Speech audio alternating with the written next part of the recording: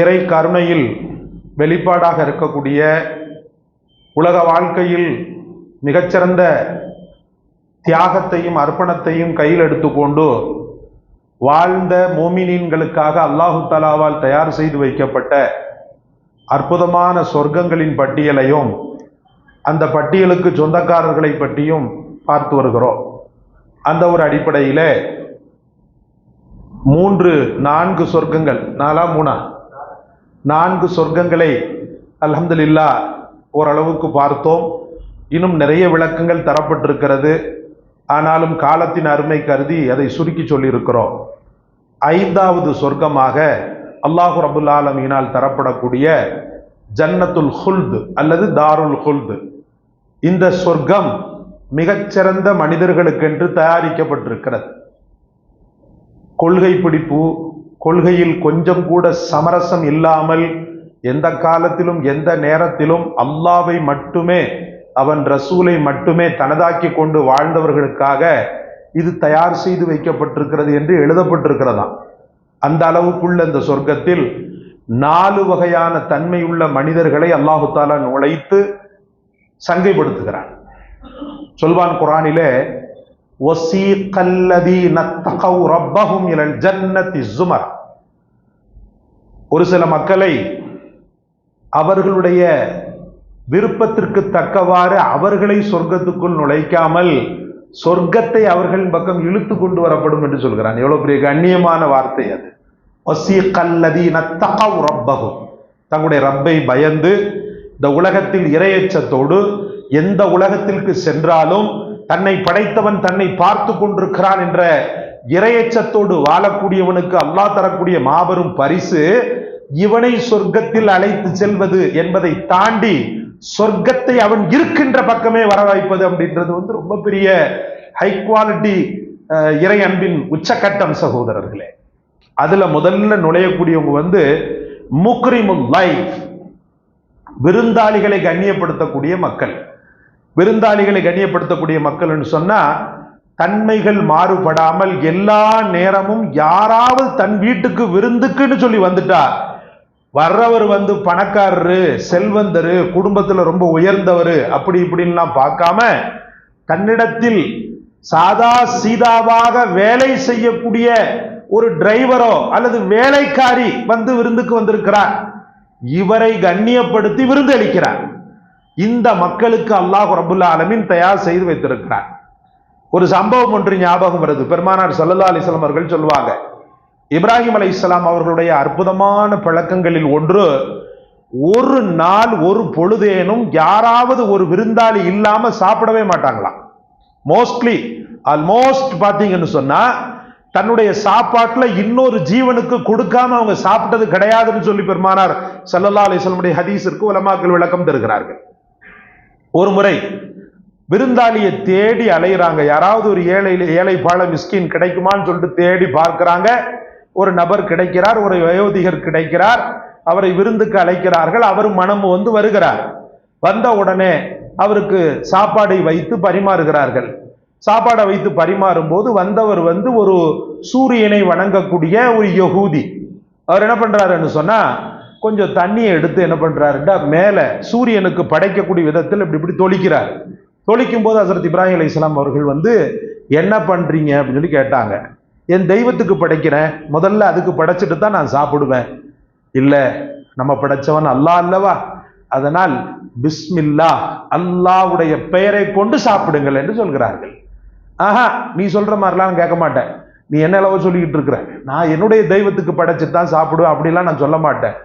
இல்ல இல்ல, அல்லாஹ் தான் நம்மளை படைச்சான், நீங்க நல்லா புரிஞ்சுக்கணும்.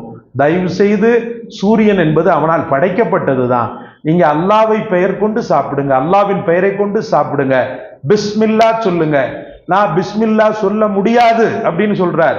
இல்ல, நீங்க பிஸ்மில்லா சொல்லி சாப்பிடுங்க, எவ்வளவு நாள் சாப்பிடுங்க, எத்தனை நாள் இருங்க, ஆனா அல்லாஹ்வுடைய பெயரை சொல்லுங்க, பிஸ்மில்லா சொல்லுங்க. நான் சொல்ல மாட்டேன், சாப்பாடு வேணாம், ஒண்ணு வேண்டாம். அப்ப போயான்ட்டாங்க. எஞ்சு போ, அல்லாஹ்வை விட நீ எனக்கு பெருசா, போ எங்கேயாவது பிச்சை எடு போ அப்படின்ற மாதிரி என்ன செய்யறாங்கன்னா புடிங்கிடுறாங்க. வந்தவர் என்னை இதுக்காகத்தான் கூப்பிட்டியான்னு சொல்லி விரண்டு போறாரு. வந்தவர் வயது பாத்தீங்கன்னு சொன்னா ஒரு 80 சொச்சம். உடனே அல்லாஹு தஆலா வஹி அறிவிக்கிறான், இப்ராஹிமே, உம்முடைய ஈமான் உயர்ந்தது, அதில் எந்த மாற்று கருத்தும் இடமில்லை. அவன் பிறந்து இத்தனை வருடங்கள், அவன் பிறந்து 80 வருடங்கள். இந்த 80 வருடங்களில் ஒரு நாள் கூட, ஒரு நேரம் கூட அவன் என் பெயரை உச்சரித்தது கிடையாது. ஆனால் அவன் என் பெயரை உச்சரிக்காமல் இருக்கிறான் என்பதற்காக அவனை ஒரு வேளை கூட நான் பட்டினி போட்டது கிடையாது. என் பெயரை உச்சரிக்கவில்லை என்பதற்காக வந்த விருந்தாளியை முகத்தில் அடித்தார் போல திருப்பி அனுப்பிவிட்டீர்களே என்று அல்லாஹ் ரப்புல் ஆலமீன் லேசாக அவர்கள் மீது வருத்தப்பட்டானாம்.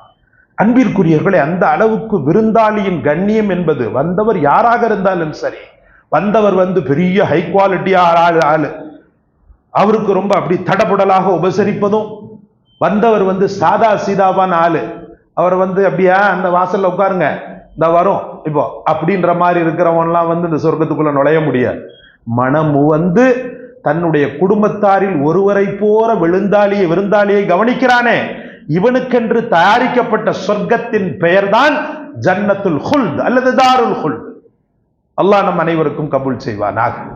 அடுத்து பார்த்தீங்கன்னு சொன்ன முக்ரிமுல் வாலிதைன், தன் பெற்றோர்கள் மீது அன்பு கொண்டு, நேசம் கொண்டு, அவர்கள் மீது பாசம் கொண்டு அவர்களை கண்ணியப்படுத்தக்கூடியவனுக்கு அல்லாஹ் ரப்புல் ஆலமீன் இந்த தாருல் ஹுல்திலே பிரதானமான இடத்தை தருகிறான். பிரதானமான இடத்தை தருகிறான். ஒன்று ரெண்டல்ல, நிறைய சம்பவங்களை சொல்லலாம். பெற்ற தாய் தகப்பனின் மீது பெருமானார் ஸல்லல்லாஹு அலைஹி வஸல்லம் அவர்கள் வைத்த அன்பிலிருந்து, ஆரம்ப காலகட்டத்து நபிமார்கள் தங்களுடைய பெற்றோர்கள் மீது வைத்த அன்பிலிருந்து பலவாறாக சொல்லலாம். சையதுனா இப்ராஹிம் அலைஹிஸ்ஸலாம் அவர்களையே கூட நீங்கள் எடுத்துக்கொள்ளலாம். இப்ராஹிம் அலைஹிஸ்ஸலாமுடைய தந்தை ஆசர் சிலை வணக்கம் செய்பவர், சிலைகளை விற்பனை செய்பவர். அவரிடத்தில் கூட என்ன அழகாக பேசுகிறார்கள், தாவத்தை எடுத்து வைக்கும் போது என்ன அழகாக பேசுகிறார்கள். யா அபத்தி, என்னுடைய அருமையான தந்தையே. அபத்தின்னு சொன்னா ரொம்ப பாசமாக அரபிகள் கூப்பிடக்கூடிய வார்த்தை தான் யா அபத்தி. யா அபின்றது சாதாரணமான வாப்பான்னு கூப்பிடுறது. யா அபத்தி என்று சொல்றது ரொம்ப உச்சக்கட்ட பாசம். யா அபத்தி லா தஅபுது ஷைத்தான், நீங்க ஷைத்தானை வணங்காதீங்க. ஒபுது ரப்பக்கும், உங்களுடைய ரப்ப வணங்குங்க. ஒபுதுர் ரஹ்மான், உங்களுடைய ரஹ்மான வணங்குங்கன்னு சொல்லி போராடுறாங்க. அப்ப அந்த நபர் என்ன செய்யறாருன்னு சொன்னா, நீ இதுக்கு மேலே என்கிட்ட இந்த மாதிரி எல்லாம் டார்ச்சர் கொடுத்துக்கிட்டு இருந்தீங்கன்னு சொன்னா கல்லால உன்னை அடிச்சு கொள்ளுவேன் அப்படின்னு சொல்லி சொன்னாங்க. ஆனாலும் அன்பிற்குரிய அல்லாஹ்வின் பெருமக்களே, ஆசரின் மீது ஹஜரத் இப்ராஹிம் அலைஹிஸ்ஸலாம் அவர்கள் வைத்த பாசம், எப்படியாவது தன்னுடைய தன்னுடைய தன்னுடைய தந்தை ஹிதாயத்தின் வாசலின் பக்கம் வந்துவிடக் கூடாதா என்று அவர் எதிர்பார்த்த எதிர்பார்ப்பு சாதாரணப்பட்டதல்ல. சையதுனா உமர் ரலியல்லாஹு தந்தை மீது கொண்ட பாசம், இதுல தந்தை ஒரு பாரதூரமான ஒரு பெரிய அப்படின்லாம் இல்லை. ஆரம்ப நேரத்துல அவங்கள கொஞ்சம் கஷ்டப்படுத்தினாங்க தான். உமர் ரலியல்லாஹு அவர்களை ஒட்டகம் மேய்க்க போடுறதுக்கும், சாணியால் பொறுக்கிற போடுறதுக்கும் அந்த மாதிரி எல்லாம் வேலைகளை கொடுத்தவங்க தான். ஆனாலும் வயோதிக காலகட்டத்தில உமர் ரலியல்லாஹு அவர்களுக்கு அவர் ஒரு கவிதை ஒன்றை, அதாவது ஒரு லெட்டர் ஒன்றை கவிதை நடையாக எழுதுகிறார். அன்பு மகனே, என் கண்கள் பழுதடைந்து விட்டது, என் கண்களின் கண்களாக நீதான் இருக்கிறாய், அதனால் நீ எப்போது நீ தாயகம் திரும்ப, அல்லாஹ்வுடைய பாதையில் ஹஜரத் உமர் ரலியல்லாஹு இருக்கிறாங்க. அந்த லெட்டரை பார்த்த உடனே உமர் ரலியல்லாஹு அழுகிறாங்க. பெருமானார் ஸல்லல்லாஹு அலைஹி வஸல்லம் தந்தையினுடைய பாசத்தை கண்டு, நீ உன் தந்தைக்கு சிறப்பு செய்வதுதான் உத்தமமான செயல் என்று சையதுனா உமர் ரலியல்லாஹு அவர்களை தந்தையின் பக்கம் திருப்பி அனுப்பியதாக நம்ம வரலாறுகள்ல பார்க்கிறோம். அன்பிற்குரிய அல்லாஹ்வின் பெருமக்களே, இன்னைக்கு பாத்தீங்கன்னு சொன்னா தாயுடைய சிறப்பு என்னெல்லாமோ அல்ஹம்துலில்லாஹ் அங்க எங்கன்னு பேசுறாங்க. தாயை பத்தி அதிகமாக சொல்லப்படுது, படிக்கிறான், அந்த ரீல்ஸ் அது இதுன்னு சொல்லிட்டு தாயை பத்தியே தான் பேசிக்கிட்டு இருக்கிறோமே ஒழிய தந்தைகள் இன்று கவனிப்பாரற்ற நிலையில் தான் இருக்கிறாங்க. ஒரு 60 வயசு தந்தை வீட்டுல அனாதையா தான் உட்கார்ந்துகிட்டு இருக்கிறான். அல்லாஹ் பாதுகாக்கணும். சில நபர்களை தவிர்த்து மற்ற பெரும்பாலான நபர்கள் உங்களுக்கு ஒன்னும் தெரியாது, நீங்க பாட்டுக்கு கொடுக்கறத சாப்பிட்டுட்டு ஓரமா இருங்க. எது அவருக்கு தெரியாதான்? அவருக்கு தெரியாம தான்டா உன்னை டாக்டர் ஆக்கியிருக்காரு, அவருக்கு தெரியாததுனாலதான் உன்னை இன்ஜினியர் ஆக்கியிருக்காரு, அவருக்கு தெரியாததுனாலதான் இன்னைக்கு நீ மினுக்கிட்டு போறிய. இந்த பதவி, பட்டம், படோபகாரம் அனைத்தும் உன் தந்தை போட்ட பிச்சை. சொல்வார்கள், தாயின் அன்பு வயிற்றுக்குள்ள சுருங்கி விடுமா, தந்தையின் அன்பு நெஞ்சத்துக்குள்ளே இருக்கும். தாயின் அன்பு ஒரு குறிப்பிட்ட காலகட்டம் வரைக்கும், அதுக்கப்புறமா இறக்கி போட்டுருவா. ஆனா தந்தையின் அன்பு, கண்டிப்போடு கலந்த அன்பு, அந்த மகனை பின்னாடி இருந்து ரசிப்பான். முன்னாடி இருந்து ரசிச்சா நம்ம ஆம்பளை இது ஒரு மாதிரியா ஆயிடும்னு சொல்லி, பின்னாடி தன்னுடைய மகன் அடையக்கூடிய வெற்றிகளை பார்த்து உட்கார்ந்து பள்ளியில் உட்கார்ந்து கொண்டு துஆ செய்யக்கூடியவன் தந்தை. தந்தையினுடைய மதிப்பு தெரியாது, அவன் தான் கண்டிஷன் பண்றான். இவன் தந்தையாகின்ற வரைக்கும் தந்தையின் மதிப்பு தெரியாது. ஒரு ஃப்ரெண்ட்ட பேசுறான் மணிக்கணக்கா, பாக்குறமா இல்லையா? மணிக்கணக்கா பேசுவான், நாள் கணக்கா பேசுவான். ஆனா வாப்பாட்ட இருந்து போன் வரும்போது, ஹலோ, சொல்லுங்க டாடி, சொல்லுங்க பாப்பா, சரி சரி, இதுதான் பேச்சு சகோதரர்களே. திருமணம் முடிச்சா அதோ கதிதான், முடிஞ்சு போச்சு. அதான் மாசம் மாசம் கொடுக்கறல்ல, அதான் மாசம் மாசம் கொடுக்கறல்ல. இப்போ ஹயாத்தோட இருக்கக்கூடிய கண்ணியத்திற்குரிய ஹைதர் அலி ஹசரத் கிப்லா அவங்க இவ்வளவு பெரிய வளர்ச்சி அடைந்ததுக்கு காரணம் ஒரு தடவை சொல்லும் போது முக்கிய அழுதுட்டாங்க. என்ன சொன்னாங்க தெரியுமா? உங்களுக்கு எல்லாம் தெரியும். நெல்லை மேலப்பாளையத்தை சார்ந்த ஆன்மீக பேச்சாளர், பல உலமாக்களின் உஸ்தாத், கண்ணியத்திற்குரிய ஹைதர் அலி பாக்கவி தாமத் பரக்காத்துகம், அவங்க ஒரு முறை சொன்னாங்க, மேலப்பாளையத்துல இருந்து கொஞ்சம் தள்ளி ஒரு பகுதி இருக்குது. அந்த பகுதியில தான் அவங்க வாப்பா வந்து அசர் தொழுவோ மகரிப் தொழுவோ போவாங்களாம். அப்ப இவர் என்ன பண்ணுவாரா, மெனக்கெட்டு தந்தையை பார்க்கறதுக்காக டீ வாங்கிட்டு போவாங்களாம். அசத்து டீ வாங்கிட்டு போய் என்ன செய்வாங்களாம், கொடுப்பாங்களாம். டெய்லி தந்தை வந்து அதை தான் எதிர்பார்ப்பாங்களாம். அக்கம் பக்கத்துல இருக்கிற பிள்ளைங்கள்ட்ட போய் வாங்கிட்டு வான்னு சொன்னா வாங்கிட்டு வருவான், அதை அவங்க சாப்பிட மாட்டாங்களாம். ஹசத்துடைய அந்த அவங்க ஓதுற காலத்துல சின்ன பிள்ளையில தந்த மகன் வாங்கிட்டு வர டீயை தான் குடிப்பாங்க, அதுல குடிக்கவே மாட்டாங்கன்ற மாதிரி சொன்னாங்க. அப்போ ஒரு தடவை வாயை விட்டு நான் கேட்டேன், ஹசத்து சொல்றாங்க, வாயை விட்டு கேட்டேன், பாப்பா நீங்க இங்க இருந்து அவ்வளவு தூரம் கிட்டத்தட்ட ஒரு 10 நிமிஷம் நான் சைக்கிள்ல மிதிச்சு வரணும். அந்த காலத்துல வண்டி கிண்டி எல்லாம் கிடையாது. சைக்கிள் மிதிச்சு நான் வந்து டீ வாங்கி கொடுக்குறேன், இதை நீங்க இங்கேயே வாங்கி குடிச்சா நல்லா இருக்குமே. உடனே அவங்க சொன்னாங்களா, அன்பு மகனே, எனக்கு டீ பெருசு இல்ல, நீ கொடுக்கிற இந்த முட்டு பேல இஞ்சி டீ எனக்கு பெருசு கிடையாது. கொஞ்ச நேரம் நான் டீ குடிக்கிற வரைக்கும் என் கிட்ட உட்கார்ந்து நீ பேசுற பாரு, அந்த பேச்சு தான் எனக்கு இந்த டீயின் இனிமையை விட, டீயின் ஸ்வீட்டை விட, டீயின் சுவையை விட மிகச்சிறந்தது அப்படின்னு சொல்லி சொன்னாங்களா. அதை சொல்லிட்டு, இன்னைக்கு என் தந்தைக்காக நான் துஆ செய்யாத நாளே கிடையாது, என் மௌத் வரைக்கும் நான் துஆ செய்து கொண்டிருப்பேன் சொல்லி மேடையிலேயே குலுங்கி குலுங்கி தந்தையை நினைத்து அழுதார்கள். அல்லாஹ்வின் பெரிய கிருபை, இந்த உலகத்தில் தாய் தந்தையை கண்ணியப்படுத்தக்கூடியவனை அல்லாஹ் ரப்புல் ஆலமீன் சிகரத்தில் வைத்து அழகு பார்க்கிறான். அல்லாஹ் நம் அனைவருக்கும் தௌஃபீக் செய்வானாக. அதுக்கு அடுத்து பாத்தீங்கன்னு சொன்னா, முக்ரிமுல் ஜார், பக்கத்து வீட்டுக்காரன் மீது ரொம்ப சங்கையாக இருக்கக்கூடியவர். இவருக்கும் அல்லாஹ் ரப்புல் ஆலமீன் தாருல் ஹுல்திலே இடம் தருகிறார். இந்த ஜன்னத்துல் ஹுல்த் என்ற சொர்க்கம் யாருக்காக தயார் செய்யப்பட்டிருக்கிறது? முக்ரிமுல் வாலிதைன், தாய் தந்தையின் மீது அதிகமான அன்பும் கண்ணியமும் கொண்டவன். முக்ரிமுல் லைஃப், விருந்தாளிகளை உபசரிக்கக்கூடியவர். அதே போல முக்ரிமுல் ஜார், பக்கத்து வீட்டுக்காரர் மீது ரொம்ப கரிசனை உள்ளவர். பக்கத்து வீட்டுக்காரன் சொன்னா நம்ம வாசப்படிக்கு அடுத்தாப்புல இருக்கிறது தான் பக்கத்து வீடுன்னு நினைக்க கூடாது. பெருமானார் ஸல்லல்லாஹு அலைஹி வஸல்லம் அவர்கள் சொல்லுவாங்க, 40 வீடுகள் வலது பக்கம், 40 வீடுகள் இடது பக்கம், 40 வீடுகள் குழுமமா இருக்குது, அது எல்லாமே பக்கத்து வீடு தான் சொல்லி சொல்லுவாங்க. ஒரு துளி கூட அவங்களுக்கு டார்ச்சர் கொடுக்கிற மாதிரி தம்முடைய வாழ்க்கையை அமைத்து கொள்ள கூடாது. எந்த அளவுக்கு சொல்லப்படுகிறது? பெருமானார் ஸல்லல்லாஹு அலைஹி வஸல்லம் சொல்வாங்க, அது புகாரில வருகிறது, ஜிப்ராயில் அலைஹிஸ்ஸலாம் என்னிடத்தில் அதிகம் வந்து கொண்டே இருப்பார். வந்து கொண்டு அதிகமாக எதை சொல்வார் என்று சொன்னா, பக்கத்து வீட்டுக்காரருடைய சிறப்பை பற்றியே சொல்லிக் கொண்டிருப்பார், முக்கியத்துவத்தை பற்றியே சொல்லிக் கொண்டிருப்பார்.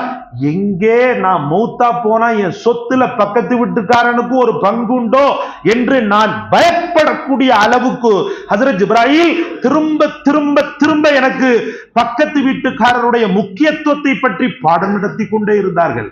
ஜிப்ராயில் பாடம் நடத்துறாருன்னா அது எங்கிருந்து வருதுன்னு அர்த்தம். எங்கிருந்து வருகிறது? அல்லாஹ்விடமிருந்து வருகிறது. ஜிப்ராயில் ஒன்னும் ஞானம் தன்னால ஞானத்துல ஊறி போய் சொல்லல.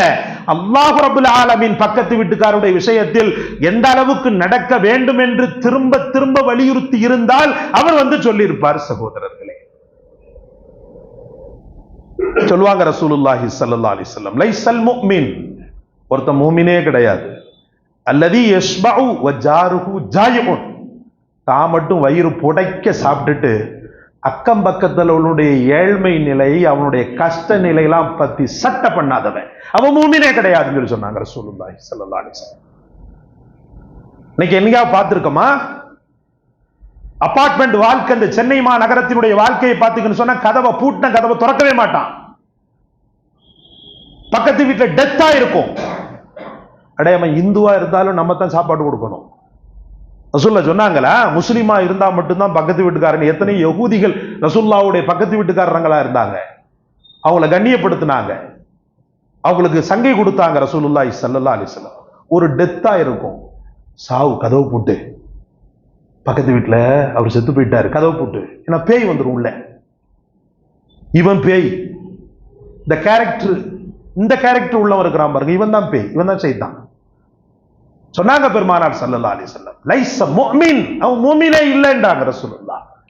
அல்லாஹ்வையும் அவன் ரசூலையும் ஆராதிக்க கூடியவன், பக்கத்து வீட்டுக்காரன் பசித்திருக்க அவன் தேவையுடையவனா இருப்பான். ஸ்கூல் ஃபீஸ் கட்ட முடியாது, சரியான முறையில் ஊட்டச்சத்து இருக்காது, பிள்ளைகள்லாம் ஏழ்மை நிலையில இருக்கும், பாப்பான் நல்ல பாப்பான். ஏதாவது ஒரு நேரம் பெருனா வந்துச்சுன்னு சொன்னா இந்த அரிசியை வச்சுக்கோ, இதான் பக்கத்து வீட்டுக்காரனுடைய உரிமையா? இதான் பக்கத்து வீட்டுக்காரனுடைய சங்கையா? பக்கத்து வீட்டுக்காரன் என்பவன் உறவில் ஒருவன் என்று சொல்லக்கூடிய அளவுக்கு வலியுறுத்தப்பட்டிருக்கிறது என்று சொன்னால், என் கண்ணின் இமை போல நான் பார்க்க வேண்டிய உறவல்லவா அது?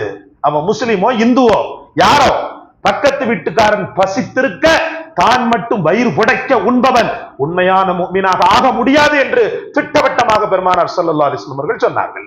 அப்ப பக்கத்து வீட்டுக்காரனின் மீது கரிசனையும் அன்பும் உணர்வும் பாசமும் வைத்திருக்கக்கூடிய ஒவ்வொருவரையுமே இந்த ஜன்னத்துல் ஹுல்த் அழைத்துக் கொண்டிருக்கிறது, தாருல் ஹுல்த் அழைத்துக் கொண்டிருக்கிறது, வா வா என்று அழைக்கிறது. அல்லாஹ் நம் அனைவருக்கும் அந்த தன்மையை தந்தருள்வானா. முக்ரிமுல் உலமா, நாலாவது கேட்டகரி பாத்தீங்கன்னு சொன்னா முக்ரிமுல் உலமா, உலமாக்களை கண்ணியப்படுத்தக்கூடியவர். அந்த ஆலிம் எவ்வளவு சின்ன வயசுல உள்ளவராக இருந்தாலும் சரி, எத்தனை இல்ம படிச்சிருப்பான், அவன் காலம் முழுக்கும் அல்லாஹ் ரசூலுக்காகவே வாழ்ந்தவன். மற்ற பிள்ளைகளையும் அவனையும் பார்த்தா முட்டை போட்டுக்கிட்டு உட்கார்ந்துட்டு இருப்பான், தாடி வச்சுட்டு உட்கார்ந்துக்கிட்டு இருப்பான். அவன் வயசுல உள்ள மற்றவங்களை பார்த்தீங்கன்னு சொன்னா அப்படி ஒரு ஆட்டம், அப்படி ஒரு பாட்டம், அப்படி ஒரு ஜாலி. ஆனா இவனை பார்த்தீங்கன்னு சொன்னா இத்தா பெரிய ஜுப்பாவை போட்டுக்கிட்டு பைத்தியக்கார மாதிரி இருப்பான். இதெல்லாம் காரணம் என்ன? அல்லாஹ்வுடைய மார்க்கத்தை படிச்சதுனால தானே. உலமாக்களாக உருவாகி இந்த சமூகத்திற்கு அர்ப்பணம் செய்ய வேண்டும், நம் வாழ்க்கை முழுக்க தியாகம் செய்ய வேண்டும் என்ற நோக்கத்தில் தானே அவன் வாலிபம் அனைத்தும் இந்த மதரசாக்களில் கழிந்தது. மதரசா வாழ்க்கை என்ன பெரிய உல்லாச வாழ்க்கையா? இப்பவாவது கொஞ்சம் பரவாயில்லை. 1970 80கள்ல இன்னைக்கு இங்க மதரசா இருக்குது, அல்லாஹ் பாதுகாக்கணும். உடன்குடியில இன்ன வரைக்கும் சுவிட்ச கூட மாத்தாம வச்சிருக்காங்க. சுவிட்ச் என்ன சுவிட்ச் தெரியுமா? இந்த மாதிரி சுவிட்ச் இல்ல, இந்த கருப்பு கலர்ல ஒரு மாதிரியா இருக்குமே, பிரவுன் இல்ல, கருப்பு ரவுண்டா சுவிட்ச் போட்டா சமயங்கள சாக் அடிக்கும். இன்ன வரைக்கும் மாத்தல. ஃபேன் ஓடும் பாருங்க, இப்படியே மாத்தும். கடைசியில எல்லாரும் போட்டு சத்தம் போட்டு பேசி வாங்கி இப்ப என்னமோ ஒரு 4 ஃபேன் வச்சிருக்கிறாங்க. அதுக்கு முன்னாடி எல்லாம் பாத்தீங்கன்னு சொன்னா அப்படியே ஓடும். இவ்வளவு கஷ்டங்களை தனதாக்கி கொண்ட அந்த பிள்ளை வாழ்கிறானே, சாதாரணமாக அவனை கடந்து போவதா? ஒரு ஹாஃபில் ஆலிமை சாதாரணமாக கடந்து போவதா? அவன் உதவி என்று வருவதற்கு முன்னே உதவி செய்பவன் இருக்கிறானே, அவன் உத்தமன் இந்த உலகத்தில். அல் உலமா வரசுல் அன்பியா என்று வாய்க்கிலேயே பேசுவது மட்டும் பெரிய சித்தாந்தமாக ஆகாது. உலமாக்களை மதித்து, உலமாக்களின் உணர்வுகளை புரிந்து, உலமாக்களுக்கு தேவையான விஷயங்களை சரியான முறையில் செய்யக்கூடிய அத்தனை பேரையும் இந்த தாருல் ஹுல்த் அழைக்கின்றது, இந்த ஜன்னத்துல் ஹுல்த் அழைக்கின்றது. ஏன்னா அவர் ரசூலுல்லாஹி ஸல்லல்லாஹு அலைஹி வஸல்லம் அவங்களுடைய வாரிசு அவன் கண்ணியப்படுத்திட்டான். குர்ஆனை சுமந்த அந்த இதயத்திற்கு அவன் கண்ணியத்தை கொடுத்துட்டான். அப்படி இருக்கையில அவனை சாதாரணமாக விட்டுவிட முடியாது என்பதற்காக அந்த ஜன்னத்துல் ஹுல்திலே மிகச்சிறந்த இடத்தை கண்ணியத்திற்குரிய ரப்புல் ஆலமீன் தருகிறான். ஒரே ஒரு சின்ன செய்தியை சொல்லி முடித்து விடுகிறேன். ஹாரூன் ரஷீத் பாதுஷா மிகச்சிறந்த மன்னர், பெரும் ஷரியத்தினுடைய போர்வால். அவர் மன்னராக இருந்தா உல்லாசம் அப்படி இப்படிலாம் இல்லை, அல்லாஹ்வை பயந்தே வாழ்ந்தார். அப்படிப்பட்ட ஹாரூன் ரஷீத் தன் மகனை ஒரு ஹஸரத் இடத்திலே, ஒரு உஸ்தாத் இடத்திலே ஓத வைக்கிறார். ஓத வைத்து அவன் ஓதி கொண்டிருக்கிறான் பையன். அவன் லொஹருடைய வக்து. அப்ப ஹஸரத் அவர்கள் இமாம் ஜமாத்திற்காக ஒது செய்ய செல்கிறார். ஒது செய்ய செல்லும் போது ஹாரூன் ரஷீதுடைய மன்னரின் மகன் இருக்கிறான் அல்லவா, அந்த மன்னரின் மகனிடத்துல, தம்பி கொஞ்சம் ஒது செய்யணுப்பா, தண்ணி ஊத்துண்டார். தண்ணி ஊத்துன உடனே ஜெக்கில் அவன் தண்ணி ஊத்துறான். மன்னருடைய ஹசரத் அவர்கள் கைகளை கழுவி ஒது செய்து கொண்டிருக்கிறார்கள். இப்போது மாதிரியெல்லாம் டேப் அப்ப கிடையாது, பைப்பு கீப்பெல்லாம் கிடையாது. இதை தூரத்தில் இருந்து மன்னர் பார்க்கிறார். அரண்மனையினுடைய ஜன்னலில் இருந்து பார்க்கிறார். பார்த்து விட்டு கீழே இறங்கி வேகமாக வருகிறார். பார்த்த உடனேயே ஹசரத் அவர்கள் வெளவெளத்து போகிறார்கள். அவருடைய முகத்திலுடைய கோபம், கடுமை, இதையெல்லாம் பார்த்துட்டு ஒரு மன்னருடைய மகன் கூட உணர்வு இல்லாம இப்படி ஒது செய்யறதுக்கு தண்ணி ஊத்துன்னு சொல்லிட்டவே, அவ்வளவுதான், சீட்டை கிழிச்சு அனுப்பிச்சிருவார் போல இருக்கு அப்படின்னு நினைக்கும் போது அந்த மக்கள், மேன்மக்கள் உயர காரணம் என்ன தெரியுமா? அவர் சொன்னாராம், என்ன தம்பி நீ வேலை பார்த்துக்கிட்டு இருக்கிற? உன்னுடைய உஸ்தாத் அல்லவா அவர்கள், நீ வெறுமன்ன தண்ணீரை ஊற்றுவதோடு நிறுத்தி விட்டாயே, அவர்களுடைய பாதங்களை நீ தொட்டு கழுவி இருக்க வேண்டும் அல்லவா, நீ வெறுமன்ன ஊத்துறதோடு நிறுத்திட்டியன்னு சொல்லி மன்னாதி மன்னனின் மகனுக்கு ஒரு ஆலிமுடைய கண்ணியத்தை அவங்களுடைய தந்தையே புரிய வைத்தாராம். சகோதரர்களே, அல்லாஹ் ரப்புல் ஆலமீன் உங்களையும் நம்மையும் உலகத்தில் உள்ள அத்தனை உலமாக்களையும் மதிக்க, அத்தனை உலமாக்களையும் இஸ்ஸத்தோடு நெருங்க, அவர்களுடைய துஆவை பெறக்கூடிய நல்ல நசீபை ஏற்படுத்துவானாக. இந்த 4 கேட்டகரியில் ஒரு கேட்டகரியாக அல்லாஹ் ரப்புல் ஆலமீன் உங்களையும் என்னையும் ஆக்கி எல்லா சொர்க்கத்திற்கும் தகுதி பெற்ற மக்களாக அல்லாஹ் ரப்புல் இஸ்ஸத் ஆக்கி அருள்வானாக. வாஹிரு தாவானா அல்ஹம்துலில்லாஹி ரப்பில் ஆலமீன். அஸ்ஸலாமு அலைக்கும் வரஹ்மத்துல்லாஹி வபரகாத்துஹு.